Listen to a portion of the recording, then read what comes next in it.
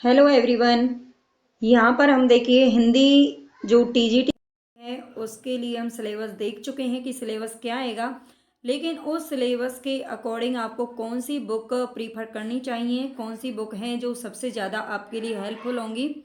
तो हम ये इस वीडियो में उन बुक्स का एक बार देखेंगे कि हमें कौन सी बुक पढ़नी चाहिए और कितने टाइम में आप ये बुक पढ़ सकते हो, किस बुक को पढ़ने में आपको कितना समय लग सकता है या फिर कैसे याद हो सकती है। तो उन सारी चीज़ों पर हम यहाँ पर बात करेंगे। आप वीडियो में पूरा बने रहिए कंप्लीट होने तक, ताकि आपको पूरी चीज़ें समझ में आ जाएं। क्योंकि देखो, बुक्स का बहुत सारा कलेक्शन अपने पास रखना सही नहीं होता है। जहाँ तक मैं समझती हूँ कि आप जितना कम मैटर अपने पास रखेंगे, मैटर क्या है, मोस्टली सभी बुक्स में क्या है कि मिलता जुलता ही होता है ना। थोड़ी बहुत आप अगर हिंदी साहित्य की कोई बुक खरीदेंगे तो थोड़ा बहुत उसमें अलग होता है। वो एक बात अलग होती है कि ज़्यादा किसमें से पूछा जाता है।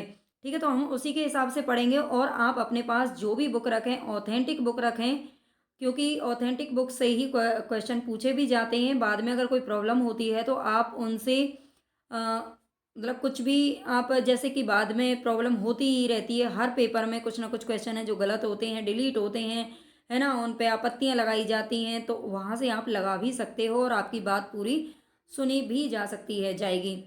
तो सबसे पहले देखो, हम कृष्ण जी और राधा जी का आशीर्वाद ले लेते हैं, क्योंकि आपको दिखाई दे रहे होंगे मेरे ऊपर हैं ये। तो ये बहुत अच्छी सीनरी है मेरे मतलब घर में, क्योंकि आप जानते हैं हम ब्रजवासी हैं, ब्रज में रहते हैं, मथुरा में रहते हैं। तो ये सीनरी है जो बहुत बड़ी दीवार पर लगी हुई है ना।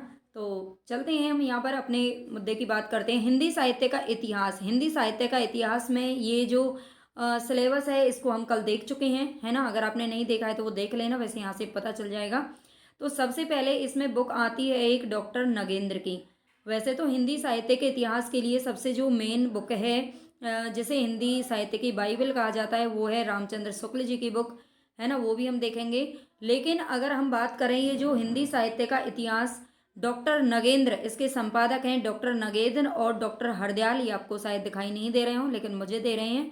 डॉक्टर नगेंद्र की ये बुक है और ये आधुनिक काल के लिए, देखो आधुनिक काल के लिए ये जो बुक है वो बहुत ही अच्छी है, बहुत ही इम्पोर्टेंट है।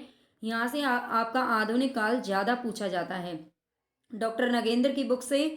तो आप इसे चाहें तो अपने पास रख सकते हैं। अभी हम बाद में बात करेंगे। ये थोड़ी सी बहुत ही मोटी बुक है ये, ठीक है, ये मोटी बुक है। और ऐसा नहीं है कि अगर मान लीजिए आप ये 2022 में जो फॉर्म डाला गया था और उसका अब एग्ज़ाम अप्रैल की डेट आ रही है वैसे तो, बाकी देखते हैं अगर कोई प्रॉब्लम ना हो तो, है ना। तो वहाँ पर अगर अप्रैल में एग्ज़ाम होता है तो आप एक दो महीने में तो इतनी सारी बुक्स नहीं पढ़ सकते अगर आपने पहले नहीं पढ़ी हैं। तो उसके बारे में भी हम बात करेंगे, आपको ख़रीदनी चाहिए या नहीं चाहिए। लेकिन आप बहुत सारे कम्पिटिटिव एग्ज़ाम की तैयारी एक साथ करते हैं तो आपको ये बुक ज़रूर पढ़ लेनी चाहिए। और दूसरी जो बुक आती है हिंदी साहित्य के इतिहास के लिए, देखो इसमें अलग अलग कवर पेज हो सकता है लेकिन मैटर सब में सेम ही है। तो हिंदी साहित्य का इतिहास, जो कि ये मेरे पास भी है, और हिंदी साहित्य का इतिहास ये भी रामचंद्र शुक्ल जी की है। ये सबसे ज़्यादा ऑथेंटिक बुक मानी जाती है। तो लेकिन इसमें जो मैटर है ना वो केवल छायावाद तक है।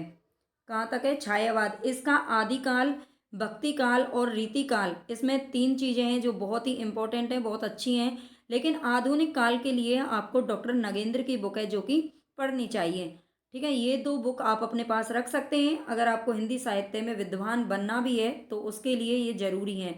हिंदी गद्य साहित्य का विकास देख लेते हैं। हिंदी साहित्य का गद्य साहित्य की अगर बात करें, जिसमें निबंध, नाटक, उपन्यास, कहानी, हिंदी गद्य की लघु विधाएं, ये सारी चीज़ें, इनके लिए सबसे इम्पोर्टेंट बुक ये दोनों हैं। हिंदी साहित्य और संवेदना का विकास। हिंदी साहित्य और संवेदना का विकास जो कि रामस्वरूप चतुर्वेदी की बुक है, ये लगभग आपको 1,000 रुपये की पड़ेगी अगर आप इसे मार्केट से खरीदेंगे तो। ठीक है, 1,000 रुपये की, लगभग 900, 1,000, या अगर ऑनलाइन खरीदते हैं तो 1,200 रुपये तक की ये बुक आती है। ठीक है, मैं सिर्फ आपको इसलिए बता रही हूँ क्योंकि ये बहुत मोटी भी है और ये सारी बुक्स अगर आप खरीदते हैं तो बहुत महंगी पड़ती हैं। उसके लिए क्या सॉल्यूशन है उसको भी हम देखेंगे। हिंदी हिंदी का गद्य साहित्य, तो ये डॉक्टर रामचंद्र तिवारी जी की ये बुक है। इसको भी आप चाहें तो अपने पास में रख सकते हैं और अगर आपके पास बहुत सारा टाइम है पढ़ने के लिए तो इसको पढ़ सकते हैं। पढ़ने का भी तरीका मैं आपको बताऊंगी कि क्या एक बार में पढ़ सकते हैं या नहीं। काव्य शास्त्र की अगर बात करें तो टीजीटी में सिर्फ काव्य शास्त्र आता है, भारतीय काव्य शास्त्र, पाश्चात्य काव्य शास्त्र इसके अंदर नहीं है। तो इसके अंदर रस, छंद, अलंकार जो ये सिलेबस है ये आपको भारतीय काव्य शास्त्र, ये निशा अग्रवाल की बुक है, ये है मेरे पास निशा अग्रवाल की बुक और बहुत ही अच्छी है। इसमें मैंने देखा है कि बहुत अच्छा मैटर है, एक बार के पढ़ने में ही बहुत काफ़ी हद तक ये समझ में आ जाती है। तो मैं तो इसी को कहूँगी कि आप इसको अपने पास रख लें। हिंदी की बोलियां, विभाषाएं, हिंदी की शब्द संपदा, हिंदी की यानी कि भाषा और व्याकरण के लिए बुक की अगर हम बात करें तो एक ये बुक है आधुनिक हिंदी व्याकरण और रचना, जो कि डॉक्टर वासुदेव नंदन प्रसाद की बुक है। ये बुक है डॉक्टर वासुदेव नंदन प्रसाद की बुक, हिंदी भाषा, व्याकरण और रचना। ठीक है, इसको आप पढ़ सकते हैं, बहुत अच्छी बुक है और यहाँ से आपको काफ़ी कुछ मतलब व्याकरण के लिए बहुत अच्छा मैटर समझ में आ जाएगा। जो 6 से 12 तक की जो व्याकरण है ना, व्याकरण जो हमारे एनसीईआरटी की व्याकरण है, सारा मैटर इसमें नोट्स मतलब अच्छे से इसमें बनाए गए हैं, तो इसको आप पढ़ सकते हैं। दूसरी व्याकरण के लिए अगर आपको पुस्तक पढ़नी है तो हिंदी शब्द, अर्थ और प्रयोग, ये डॉक्टर हरदेव बहारी की पुस्तक है। काफ़ी कुछ इसमें क्या है कि जो शब्द, अर्थ, प्रयोग है यानी कि जो शब्द संपदा है इसमें बहुत अच्छे से दी गई है, यानी कि जैसे अशुद्ध शब्द, शुद्ध शब्द और मतलब पर्यायवाची, विलोम शब्द, इस तरह की चीज़ें हैं इसमें, बहुत ज़्यादा व्याकरण इसमें भरी हुई है और बहुत ही अच्छी भी है। यहाँ से ही आपके क्वेश्चन जो है पूछे जाते हैं किसी भी एग्जाम में। अगर संस्कृत साहित्य के लिए हम बात करें तो देखो संस्कृत साहित्य के लिए बहुत ज़्यादा आपको पुस्तक कोई पढ़ने की खास ज़रूरत नहीं है। उसके लिए आप जैसे कि देखो इसमें कालिदास है, भवभूति, भारवी, मागदंडी और श्रीहर्ष, इनको आप सीधा क्या है कि ऑनलाइन आप पढ़ सकते हैं इनको। ठीक है, आप कालिदास पर कोई भी वीडियोस निकाल लीजिए, उनकी सारी रचनाएं आपको एक वीडियो में मिल जाएंगी, इनको मैं वैसे करा दूंगी ज़रूर। और इनके लिए वहाँ से आपको क्या है कि बहुत आसानी से समझ में आ जाएगा अगर आप इनको पढ़ने बैठेंगे, क्योंकि हिंदी के स्टूडेंट हैं और संस्कृत के इनका पूरा पढ़ेंगे तो बहुत टाइम लग जाएगा पढ़ने में, है ना। तो कालिदास, भवभूति, भारवी, सबसे अच्छी बात होती है कि इनकी जो विभूति, इनकी अगर संस्कृत साहित्य या संस्कृत व्याकरण के लिए आप यूथ कंपटीशन टाइम्स जो आता है, यूथ की बुक जो आती है यूथ पब्लिकेशन की, इसको आप अपने पास रख सकते हैं। और संस्कृत के जो भी सॉल्व पेपर हैं यानी कि PYQ जो हैं इसके, वो आप सॉल्व कर सकते हैं, वहीं से ही आपका इतने से काम आसानी से हो जाएगा, क्योंकि इसमें बहुत ज़्यादा कुछ आपको नहीं पढ़ना है। फिर भी आपको इसकी ऑनलाइन वीडियोज़ हैं जो थोड़ी बहुत मिल जाएंगी यूट्यूब पर, या मैं भी इनको कराऊंगी बाद में। ठीक है, अभी थोड़ा सा हमारे क्या है जो हिंदी गद्य नाटक है, मतलब हिंदी गद्य विधाएँ हैं, सबसे पहले अभी हमारी उनकी सीरीज मैंने आज स्टार्ट की है। बहुत ही अच्छे साथ में व्याख्या के आपको क्वेश्चन वहाँ से देखने को मिलेंगे। और इसके अलावा आपको रिवीजन के लिए अगर बुक पढ़नी है, PYQ पढ़ने हैं, ये PYQ इसमें ये सॉल्व पेपर हैं, बहुत सारी आज तक जो भी परीक्षाएं पूछी गई हैं हिंदी के में, जहाँ से भी क्वेश्चन बनते हैं।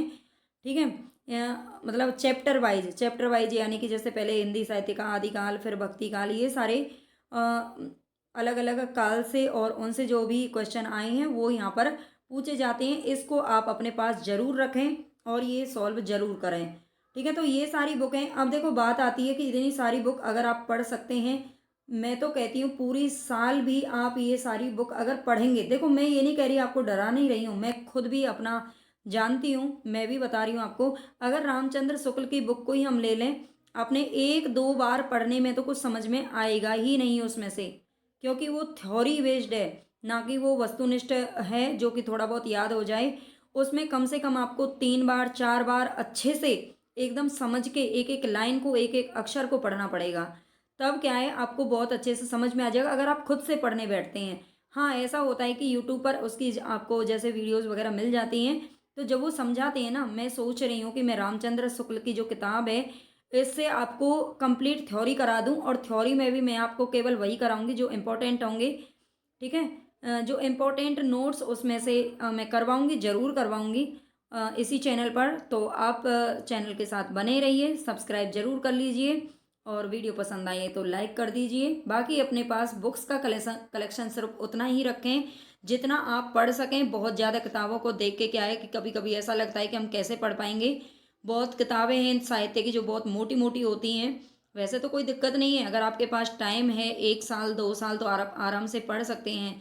अगर आपको सिर्फ़ आप अभी एक सिलेक्शन ही लेना है, तो उसके लिए मैं तो यही कहूँगी कि आप ऑनलाइन ज़्यादा प्रेफ़र कीजिए। मतलब ऑनलाइन चीज़ें क्या होता है कि हमको सामने वाला जब कोई समझाता है किसी चीज़ को, तो ज़्यादा जल्दी हमारे दिमाग में बैठ जाती हैं वो चीज़ें, और जब हम किसी किताब में पढ़ते हैं, तो किताब में पढ़ते-पढ़ते हमें कई बहुत टाइम लग जाता है और वो चीज़ें फिर भी याद नहीं होती। मैं अपने एक्सपीरियंस से आपको बता रही हूँ, मैं अपने चैनल के लिए नहीं बोल रही हूँ। मुझे ऐसा नहीं है कि सारे बच्चे आप मुझसे ही जुड़ेंगे, है ना? बस उम्मीद करूँगी कि आप प्लीज़ शेयर कीजिए ज़्यादा से ज़्यादा, इस चैनल को अपना प्यार दीजिए, सपोर्ट करिए, तो आपके लिए बहुत अच्छा प्लेटफ़ॉर्म यहाँ से तैयार हो जाएगा। और टेलीग्राम चैनल को भी जॉइन आप कर सकते हैं पीडीएफ के लिए।